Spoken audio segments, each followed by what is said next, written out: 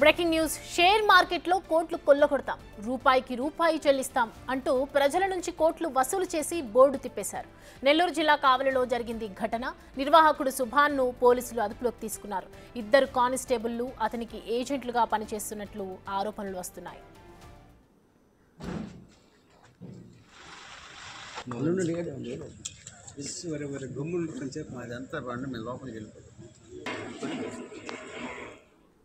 ఈ అంశానికి సంబంధించి పూర్తి డీటెయిల్స్ మా ప్రతినిధి సురేంద్ర అందిస్తారు.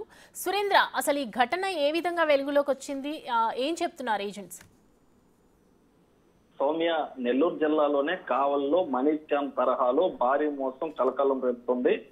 ఏదైతే గుంటూరుకు చెందినటువంటి సుభాన్ అనే వ్యక్తి కావలి ముసునూరుకు సంబంధించినటువంటి గ్రామంలో ఒక ఆఫీస్ అయితే ఓపెన్ చేయడం జరిగింది. అక్కడ రెట్టింపు నగదు ఇస్తానని ఆశ పెట్టి సామాన్ల నుంచి దాదాపుగా 50 కోట్ల మేర నగదును కట్టించుకొని నిర్వాహకుడు చేతులు చేసినట్లు కూడా తెలుస్తా ఉంది. అయితే దీంట్లో ప్రధానంగా ఇద్దరు కానిస్టేబుల్స్ ఏజెంట్లుగా చేరి సామాన్ల నుంచి ₹1 కోటి మేర, అంటే కేవలం పోలీసులకు సంబంధించిన వారి వద్ద నుంచి కానిస్టేబుల్స్ చాలా వరకు వసూలు చేసినట్లు కూడా తెలుస్తా ఉంది, సమాచారం తెలుస్తుంది. అయితే ఇటు కార్యాలయానికి సంబంధించినటువంటి వాళ్ళ సిబ్బంది అంతా కూడా గత వారం రోజులుగా తాళాలు వేసి ఉండడంతో ఇటు స్థానికులు గమనించి కార్యాలయం బోర్డు తిప్పేశారన్నటువంటి వచ్చినటువంటి సోషల్ మీడియా వేదికగా వచ్చినటువంటి వార్తల ప్రకారం ఇటు అక్కడ ఉన్నటువంటి స్థానికులు బాధితులు ఎవరైతే ఉన్నారో వారంతా కూడా లబోదిబ్బం అంటున్నారు. అయితే నిర్వాహకుడిని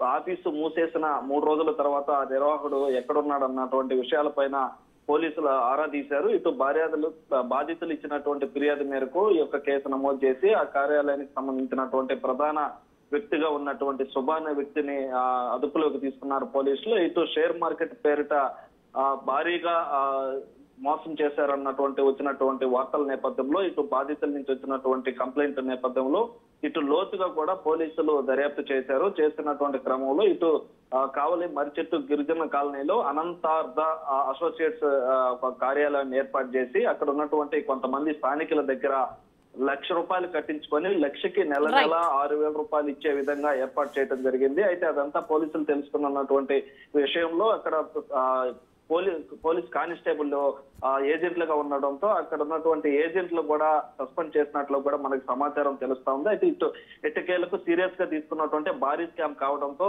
ఇటు పోలీసులు కూడా సీరియస్ గా తీసుకొని ఈ యొక్క కేసును అయితే లోతుగా దర్యాప్తు చేస్తున్నారు. దాంట్లో ఎవరెవరు ఉన్నారు, ఎంత మేర ఇప్పటికైతే మనకున్నటువంటి సమాచారం మేరకు 50 కోట్ల మేర కూడా ఇటు నగదుని మోసం చేసినట్లుగా తెలుస్తా ఉంది. అయితే పూర్తి వివరాలను కూడా పోలీసులు రేపు తెలిపేటువంటి అవకాశం ఉంది. Soumya, thanks for the updates Surendra.